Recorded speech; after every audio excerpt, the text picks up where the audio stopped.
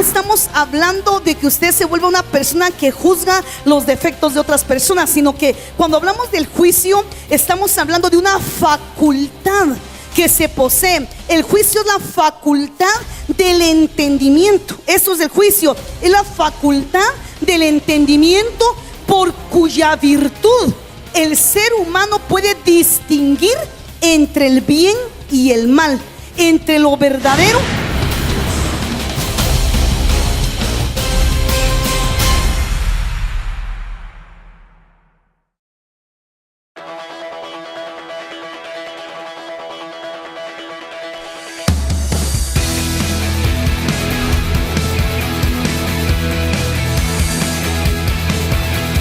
Ministerios Vida Plena de la Red Internacional El Candelero de Oro presenta Convicciones con la doctora Claudia Navas, pastora y psicóloga. Acompáñanos y compartamos juntos la poderosa palabra de Dios.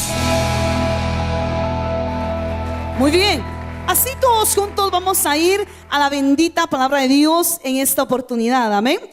Y lo vamos a hacer en el Evangelio según San Lucas. Vamos a ver cuántos trajeron su Biblia en esta tarde. ¿La pueden levantar? Dicen amén. Muy bien, todos vayamos al Evangelio según San Lucas, amén.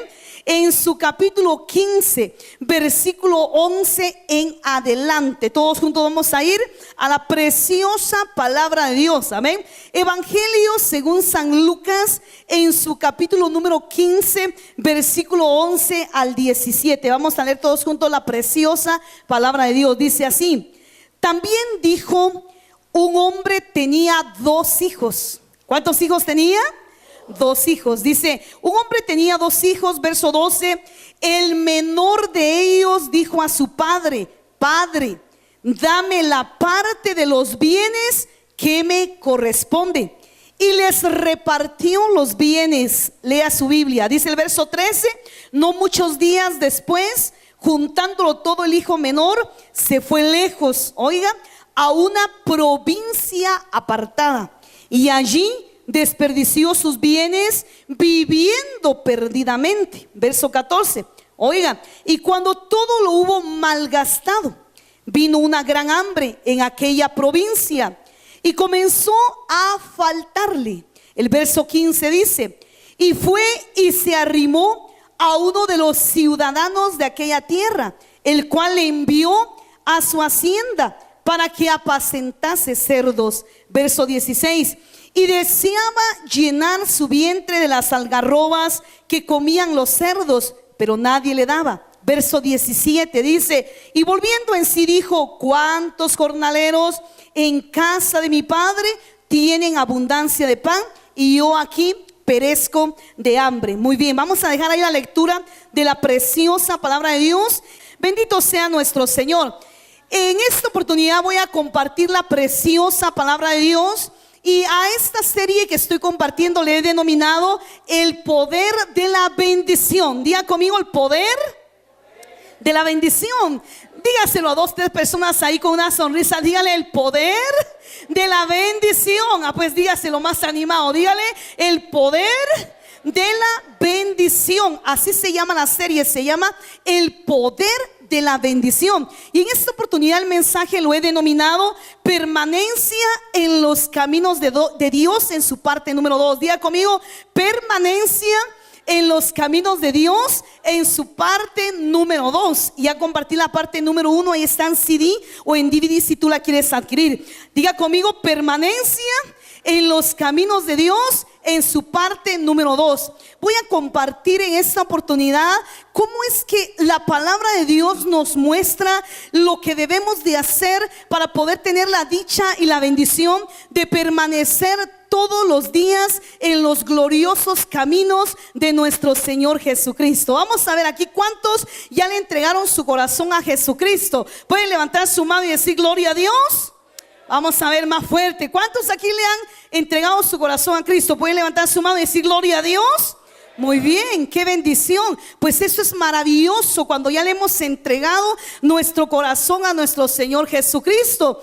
Sin embargo, hay algo que viene a ser de suma importancia, y es que podamos permanecer en los caminos de Dios todos los días de nuestra vida. Vamos a ver aquí a cuánto les gustaría que pasaran los días, que pasaran los meses, que pasaran los años y usted siguiera militando en los caminos del Evangelio de Jesucristo. ¿A cuánto les gustaría siempre estar en los caminos de Dios? Levanten su mano, digan amén. Gloria a Dios. Yo creo que a toda persona que verdaderamente se ha convertido a Jesucristo con todo su corazón, que ha entendido que en el momento que le entregó su vida a Cristo Jesús, en ese momento fue la persona trasladada del reino de las tinieblas al reino de la luz admirable de Jesucristo. La persona que ha entendido, como dice el libro de Efesios, que antes de entregarle su corazón a Jesucristo, la persona estaba muerta en sus delitos y pecados, pero cuando vino a Cristo, la persona fue vivificada en su espíritu, pasó de muerte espiritual a vida espiritual. La persona que ha entendido la gloriosa obra del Espíritu Santo en el momento en que le quitó la ceguera espiritual que tenía, porque recuerde que la Biblia dice en el segundo libro de Corintios capítulo 4 verso 4, dice que el Dios de este siglo, es decir, Satanás, le cegó el entendimiento a los incrédulos para que no les resplandezca la luz del Evangelio de Jesucristo. Entonces quiere decir que a usted y a mí nos fue quitada una ceguera espiritual. Qué maravillosa la obra del Espíritu Santo. Nos fue quitada esa ceguera espiritual y nos vino a resplandecer la luz del Evangelio de nuestro Señor Jesucristo. Así que qué momento más especial. ¿Usted recuerda el momento en que usted le entregó su corazón a Cristo? ¿Cuántos recuerdan ese momento tan bello? Levanten su mano, digan amén. Qué momento más especial, gloria a Dios. Ese momento en que usted vino al Señor, en que usted le entregó su corazón a Cristo. Qué momento más especial, más único, que se vive en el momento que le damos nuestra vida al Señor. Sin embargo, en ese momento comienza la trayectoria en los caminos del Señor, comienza la travesía, comienza nuestra caminata, comienza nuestra carrera de la fe.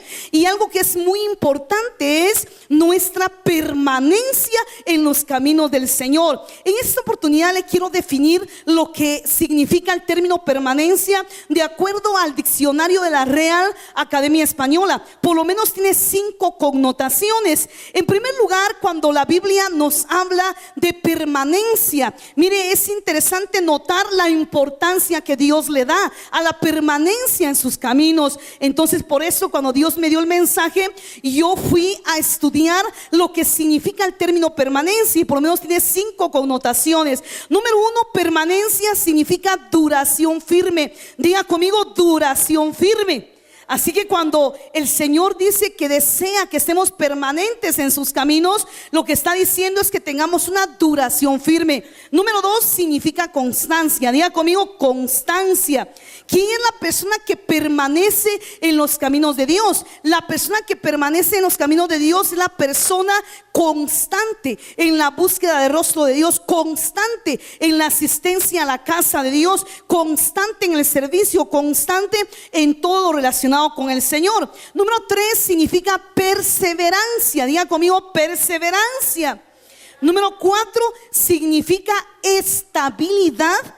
Y número 5 significa estancia en un mismo lugar. De tal manera que cuando vemos que la voluntad de Dios es que estemos firmes, que estemos permanentes en los caminos de Él, lo que Dios dice es que su voluntad es que nosotros tengamos una duración firme, una constancia, una perseverancia, una estabilidad y una estancia en un mismo lugar. Ahora bien, en esta oportunidad, utilizando el pasaje de San Lucas capítulo número 15, quiero mostrarles con la ayuda del Espíritu Santo por qué razones el hijo de este padre, que es una figura de las personas que ya tienen conocimiento de Dios, pero que lamentablemente se alejan de los caminos de Dios. Y vamos a ver que una de las razones por las cuales hay personas que le han entregado su corazón a Cristo, y no dudamos que lo hayan hecho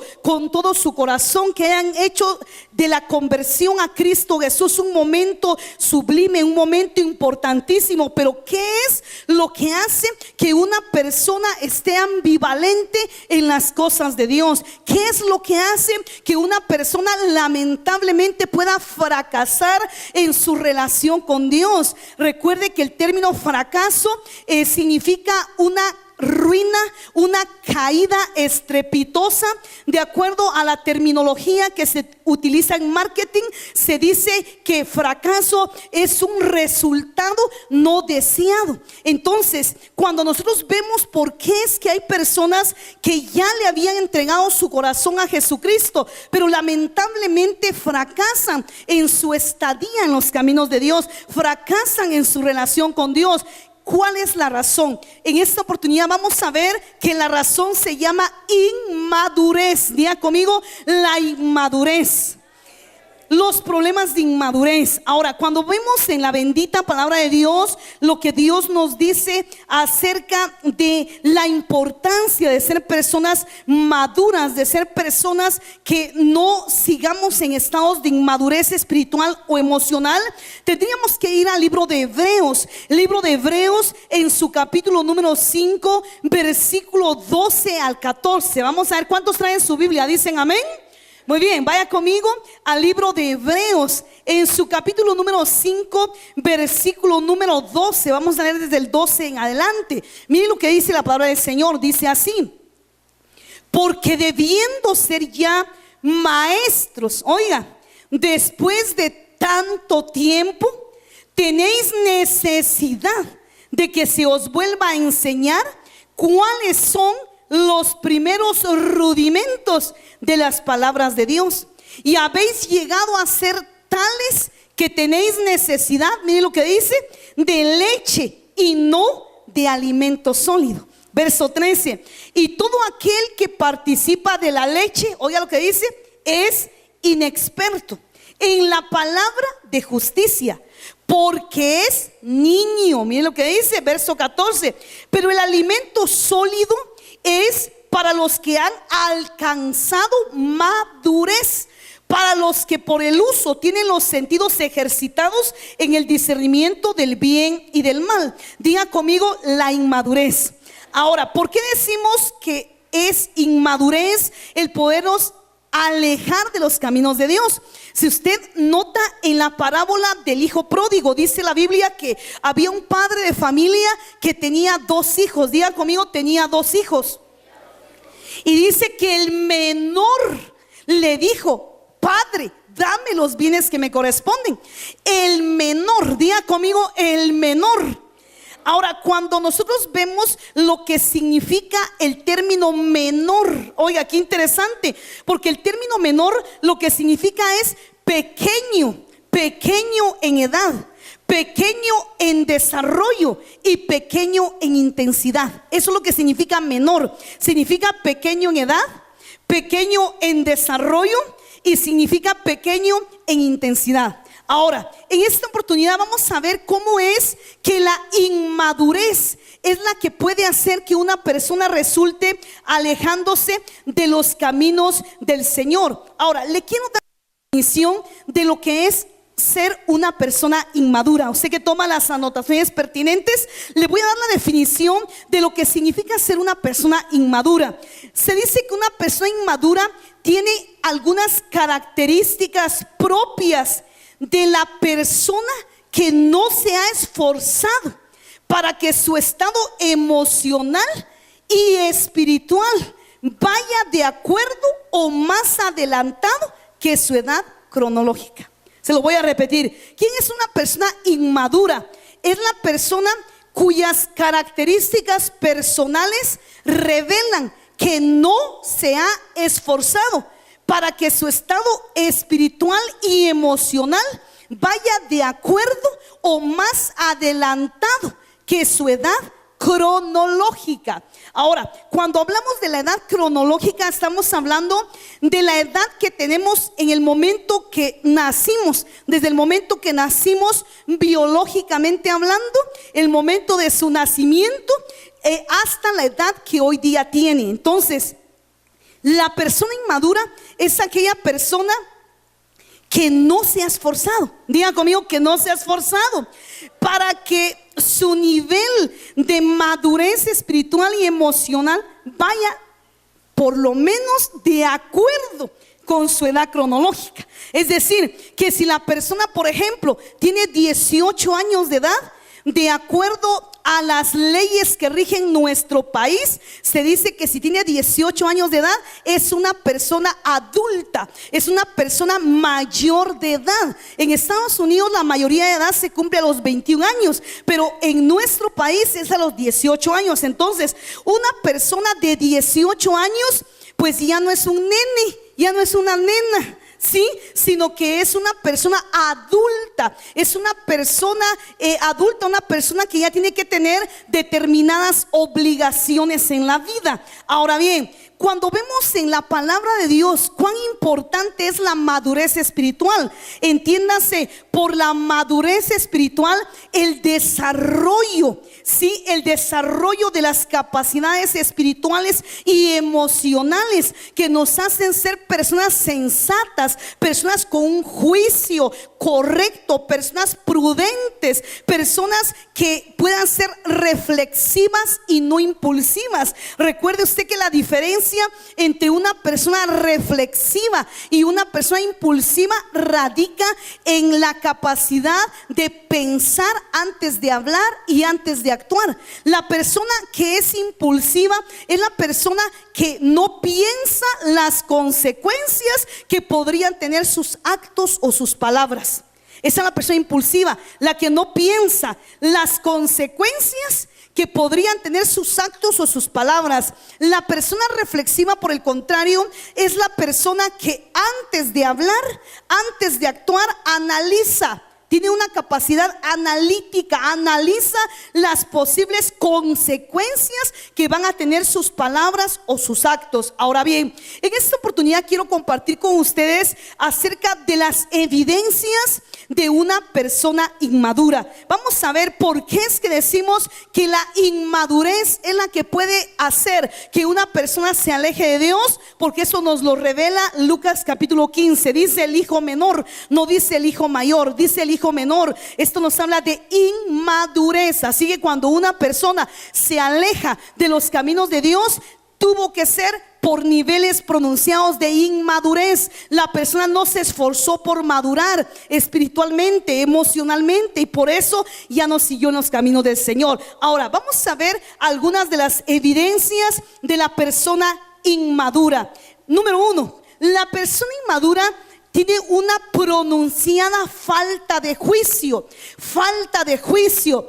Cuando hablamos del juicio, no estamos hablando de que usted se vuelva una persona que juzga los defectos de otras personas, sino que cuando hablamos del juicio, estamos hablando de una facultad que se posee. El juicio es la facultad del entendimiento. Eso es el juicio, es la facultad del entendimiento por cuya virtud el ser humano puede distinguir entre el bien y el mal, entre lo verdadero y lo falso. Eso es juicio. Es la facultad del entendimiento por cuya virtud el ser humano puede distinguir entre el bien y el mal, entre lo verdadero y lo falso.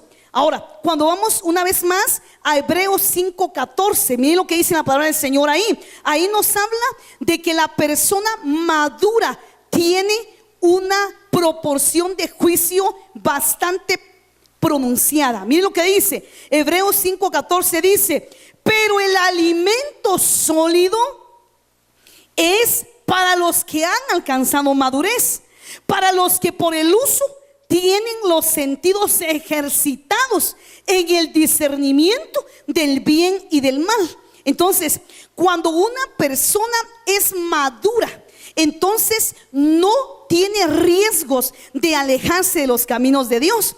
Ahora, podríamos hablar de que hay una inmadurez normal. Y la inmadurez normal en un cristiano sería cuando ese cristiano tiene apenas unos días o un par de meses de haber entregado su corazón a Jesucristo. Esa es una inmadurez normal, porque la persona es reciente en los caminos del Señor. La persona es muy novata, es un bebé espiritual. Entonces es normal que la persona pueda estar débil todavía y no pueda resistir algún tipo de presiones que se le puedan presentar en la vida.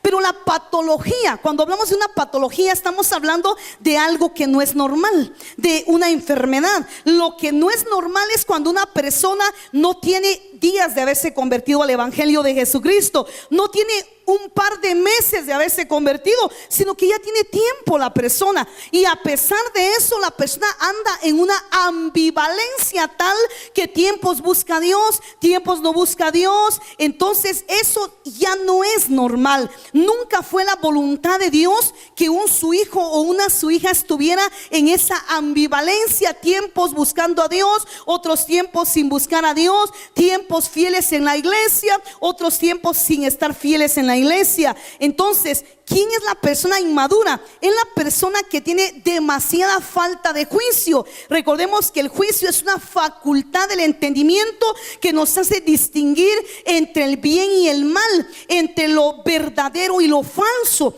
Ahora, ¿por qué es importante el juicio? Es muy importante porque si una persona ya está en los caminos del Señor y le sucede algo en la vida, por ejemplo, que la persona se entregó a Jesucristo, lo recibió como Señor y Salvador, y de repente la persona se enferma, digamos, se enferma físicamente. Si la persona es una persona madura espiritualmente y emocionalmente, la persona no se va a alejar de los caminos de Dios, mucho menos va a culpar a Dios por esa enfermedad, porque recuerde que a Dios no se le puede blasfemar, no podemos blasfemar el nombre de Dios. Y una blasfemia, escuche muy bien lo que es una blasfemia. Una blasfemia es atribuirle a Dios haber hecho algo malo. Eso es una blasfemia. Entonces, cuando una persona no tiene una madurez espiritual, una madurez emocional, entonces ¿qué pasa? Tiene alguna enfermedad, le pasa algo, alguna ruptura de alguna relación interpersonal que era significativa para él o para ella, y la persona se viene para abajo, y la persona ya no quiere buscar a Dios porque inconscientemente está culpando a Dios de esa enfermedad o de esa ruptura, de esa relación interpersonal o de esa pérdida que quizás tuvo. Entonces, por eso es sumamente importante la madurez espiritual. Una persona madura espiritualmente, una persona que se esfuerza por crecer espiritualmente, jamás se va a alejar de Dios. Entonces, la falta de juicio se refiere a la ausencia de capacidad de distinguir entre lo bueno y lo malo, de distinguir entre el bien y el mal. Entonces, la persona, de acuerdo al ejemplo que yo ponía, si la persona se enferma, pero es una persona que aunque tenga poco tiempo de haber conocido a Jesucristo, es una persona madura, entonces la persona dice: pues ahora más voy a buscar al Señor, porque el Señor es el único que puede sanarme. El Salmo 103 dice: bendice alma mía Jehová, y bendiga todo mi ser su santo nombre. Bendice alma mía Jehová, porque Él es el que sana todas tus dolencias. Esa es la persona madura. Pero la persona inmadura se va a desanimar. La persona inmadura con un problema puede ser que le eche la culpa a Dios, o que diga: entonces de balde me convertí al evangelio, tengo más problemas de los que tenía antes. Y no es así. La persona que tiene un juicio, que es una persona madura espiritualmente, sabe muy bien que cuando una persona viene a Jesucristo, si comienza a tener algunos problemas, no es porque haya venido a Jesucristo, sino que es la consecuencia de todo el tiempo que estuvo lejos de Dios. Los problemas más agresivos, las personas se los encuentran lejos de los caminos de Dios, no en los caminos de Dios. Eso lo podemos ver desde el libro de Génesis hasta el libro de Apocalipsis. Si nos ocupamos en Lucas capítulo 15, la palabra del Señor ahí nos muestra que el hijo menor estaba en la casa del padre. Allí estaba en la casa del padre. ahí no le faltaba alimento, ahí no le faltaba protección, pero fue en base a su inmadurez que se alejó de la casa del padre. Entonces ahí fue donde comenzó a probar lo que realmente eran los problemas. El ser humano siempre que se aleja de los caminos de Dios, siempre, sin excepción alguna, comienzan los problemas a suscitarse, a levantarse contra su vida. Si el hijo pródigo se hubiera mantenido siempre en la casa del padre, entonces algún problema que hubiera tenido el padre le hubiera ayudado. Pero como se alejó de la casa del padre, entonces comenzó a venir una pobreza terrible en su economía, comenzó a tener falta de todas las cosas. ¿Por qué? Porque lejos de la casa del padre, al ser humano siempre le va mal. Podemos notar el caso de Noemí.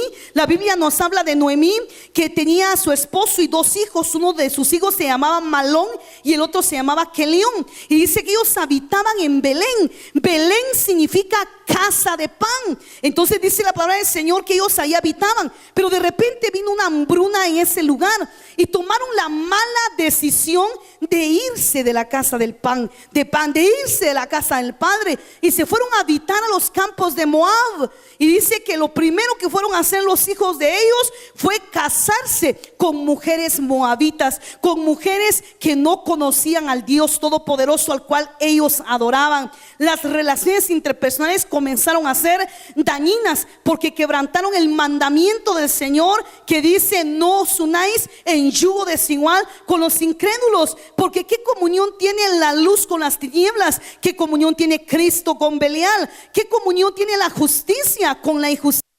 Entonces podemos ver de que ellos van y se casan con mujeres moabitas. Pero dice la Biblia que en los campos de Moab, allí murió el esposo de Noemí.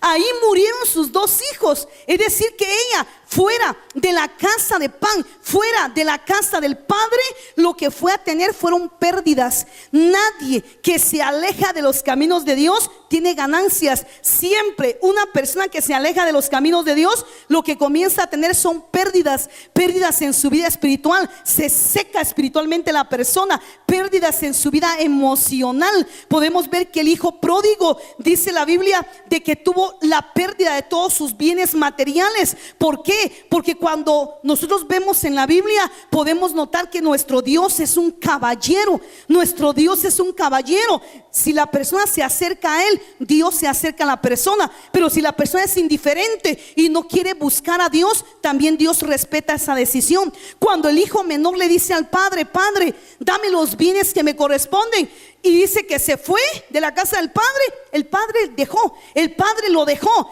porque realmente el Padre Celestial, aunque es muy bueno, Él es la esencia del amor, también Él tiene un respeto por las decisiones de las personas, y tampoco Él va a obligar a una persona a estar en sus caminos, porque la verdad es que estar en los caminos de Dios es mucho el honor, es mucho el privilegio, y Dios no merece que se obligue a una persona a que esté en sus caminos. Démosle ese aplauso al Señor.